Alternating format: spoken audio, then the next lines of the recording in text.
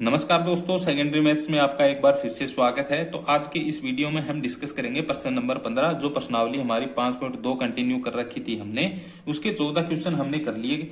अब है प्रश्न नंबर 15 कि n के किस मान के लिए, यानी कि n के कौन से मान के लिए दोनों समांतर श्रेणियों, यानी एक समांतर श्रेणी ये दे रखी है और एक समांतर श्रेणी ये दी है कि n में पद बराबर होंगे। तो यहां पर हम सोल्व करेंगे तो लिखेंगे प्रश्नानुसार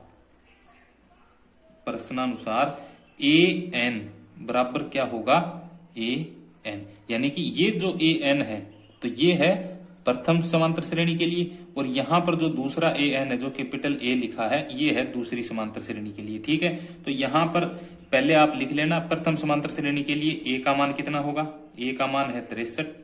ठीक है, डी का मान कितना होगा 65 माइनस 63 कितना हो जाएगा, 2 आ जाएगा। ठीक है, दूसरी समांतर श्रेणी, ये तो प्रथम समांतर श्रेणी के लिए, दूसरी समांतर श्रेणी के लिए ए का मान कितना आएगा, 3 आएगा।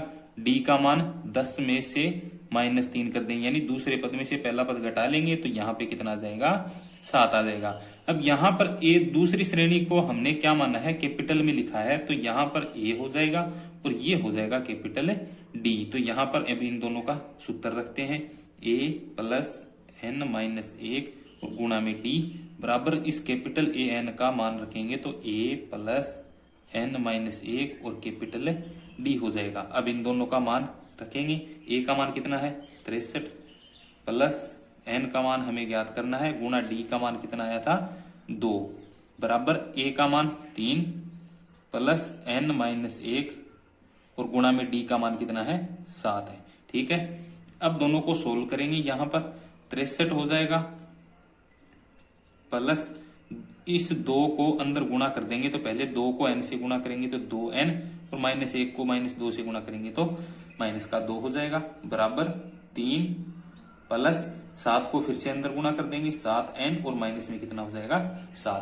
तो जो n की संख्या है, यानी जो n के गुणांक वाली संख्या है वो एक साइड में रखेंगे और जो बाकी के नंबर्स हैं उनको दूसरी साइड लेके जाएंगे। तो यहाँ पर जो 2n है वो यहाँ रख लेते हैं 2n, ये प्लस का 7n है इसको इधर लेके आते हैं तो माइनस का 7n हो जाएगा बराबर 3, ये माइनस का 7 पहले से है ये दोनों अंक, यहाँ पर -2 है ये आगे आएगा तो प्लस का 2 हो जाएगा। ठीक है, ये प्लस का 63 है ये किसका हो जाएगा, माइनस का 63 हो जाएगा। ठीक है, अब इन दोनों को सोल्व करेंगे तो यहाँ आएगा माइनस का 5n। ठीक है, बराबर ये सोल्व करेंगे तो यहाँ पर कितना आएगा, माइनस का 65 आएगा। जो n के गुणा में है -5 इसको आगे लेके जाएंगे तो ये किस में जाएगा, भाग में, n बराबर -65 बट्टा में कितना हो जाएगा, माइनस का 5 हो जाएगा। यहां से माइनस कैंसिल हो जाएगा और इसको इससे कैंसिल करेंगे तो कितना आएगा, 13 आ जाएगा। तो यहाँ पर n का मान कितना आ गया, 13। अब ये हम कह सकते हैं कि इन दोनों समांतर श्रेणियों में 13वां पद है वो क्या होगा, बराबर होगा। तो यहाँ पे लिख देंगे अतः दोनों समांतर श्रेणियों में 13वां पद क्या होगा, बराबर होगा। नेक्स्ट क्वेश्चन है प्रश्न नंबर 16 कि वह एपी ज्ञात कीजिए जिसका तीसरा पद 16 है और 7वां पद है वो 5वें पद से 12 अधिक है। तो यहां पर लिखेंगे पहले प्रश्नानुसार हमें दिया गया है तीसरा पद, यानी कि A3 दे रखा है। तो A3 का मान क्या होता है, A प्लस 2D और बराबर में कितना मान दे रखा है इसका 16। तो यहां पर 1 नंबर समीकरण इसको मान लेते हैं। आगे दूसरी शर्त हमें ये दे रखी है कि 7वां पद है वो 5वें पद से 12 अधिक है। तो यहां पर A7 लिखेंगे बराबर लिखेंगे A5। ठीक है, यानी कि दोनों पदों को बराबर लिख लिया। अब हमें शर्त के अनुसार, यानी 7वां पद है वो 5वें पद से 12 अधिक है, यानी कि 7वां पद बड़ा है। तो बड़ा होगा तो जो छोटा पद है उसमें हम कितना जोड़ देंगे, 12 जोड़ देंगे, यानी 5वें पद में 12 जोड़ देते हैं तो ये किसके बराबर आ जाएगा, 7वें पद के बराबर आ जाएगा। अब इन दोनों का मान रखेंगे A प्लस 6D बराबर में यहाँ पे कितना होगा, A प्लस 4D प्लस में कितना 12। अब इन दोनों को सरल करेंगे, यानी कि ये संख्या इधर लेके आएंगे, A प्लस 6D ये माइनस का हो जाएगा, -A माइनस का कितना 4D और बराबर प्लस का 12 शेष बचेगा। ठीक है, अब क्या करेंगे, अब ये जो प्लस और माइनस का है A, ये दोनों क्या हो जाएंगे, कैंसिल हो जाएंगे और यहाँ पे फिर क्या बचेगा, यानी 6d माइनस 4d और बराबर में कितना 12। अब 6 में से 4 माइनस कर देंगे तो कितना बचेगा 2d और बराबर में कितना हो जाएगा 12 हो जाएगा। तो 12 होने पे यहाँ पे जो 2 गुणा में है ये आगे लेके आएंगे तो यहाँ पर d शेष बचेगा और आगे जो 12 है इसके भाग में कितना आ जाएगा 2 आ जाएगा। अब इन दोनों को कैंसिल करेंगे तो कितना आएगा 6 और ये किसका मान आ गया d का मान आ गया। अब यहाँ पे लिखेंगे कि d का मान यानी d बराबर 6 है वो किस में रखेंगे समीकरण 1 में रखने पे यहाँ पे लिखेंगे समीकरण 1 में रखने पर। तो समीकरण नंबर 1 क्या है a प्लस 2d बराबर 16। ठीक है, यहां पर d का मान कितना रखना है हमें a प्लस 2d का मान हमें रखना है 6 बराबर में कितना 16। अब इसको सरल करेंगे a प्लस 6 को 2 से गुणा करने पे कितना आएगा 12 और बराबर में कितना है 16। तो यहां पर a ये प्लस का 12 आगे जाएगा तो यहां पर 16 माइनस क्या हो जाएगा 12 हो जाएगा तो a का मान कितना आ जाएगा 4 आ जाएगा। ठीक है, तो यहां पर हमें क्या ज्ञात करना है AP ज्ञात करना है यानी कि समांतर श्रेणी ज्ञात करनी है जिसका प्रथम पद क्या है 4 है और सार्वंतर क्या है 6 है। तो प्रथम पद A बराबर कितना है 4 तो A1 का मान कितना आ गया 4 यानी प्रथम पद आ गया 4।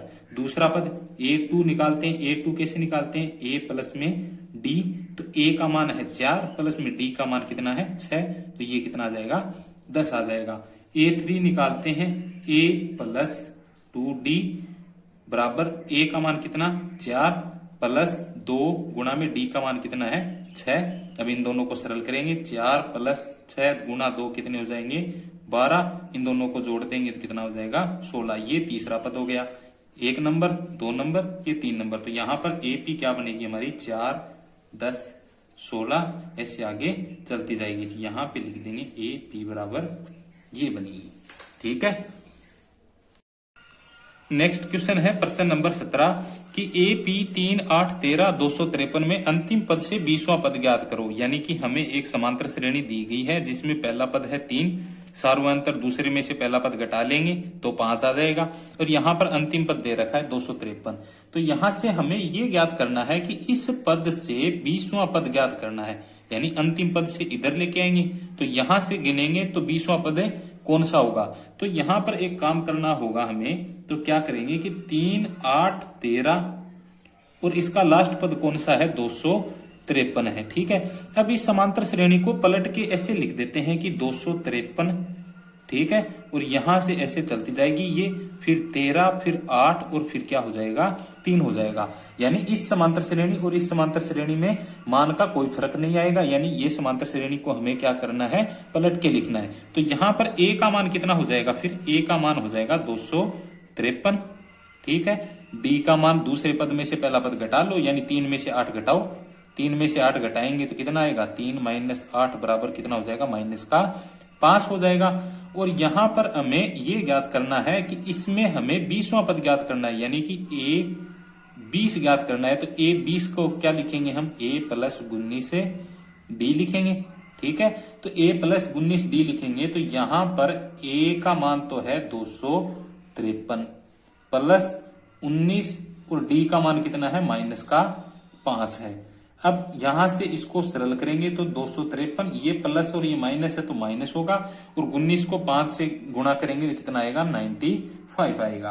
अब 253 में से 95 माइनस कर देंगे तो कितना आएगा 158 आएगा। अब ये किसका मान आया A 20 का मान यानी कि यहां से ये 20वां पद है 158 है। तो इस समांतर श्रेणी में अंतिम से 20वां पद क्या होगा 158। तो यहां पे लिखेंगे अतः AP में अंतिम पद से 20वां पद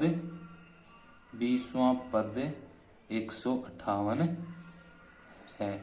ठीक है।